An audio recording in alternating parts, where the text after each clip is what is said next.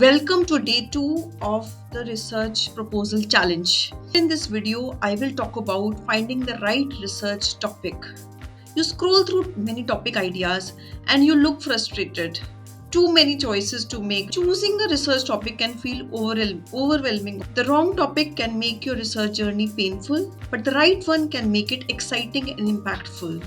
Most researchers they get stuck before they can even start because they pick boring and overdone topics. In this video, I'll find 3 ways to find a powerful research topic for you. The first and the most important one is the gap finder method. What is gap finder method?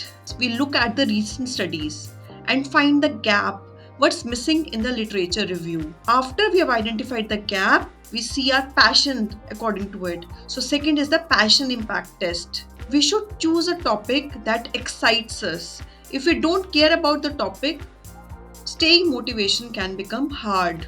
And the third is the feasibility factor. You have to look whether the particular research topic is completed within your resources, that is your time resources, the hospital resources and other things which you require to conduct your research. I hope you have found these 3 tips helpful. Task for today for you is to comment 2 research topics and I'll tell you which one is stronger. Please do the task and I'll see you in the next video. Bye.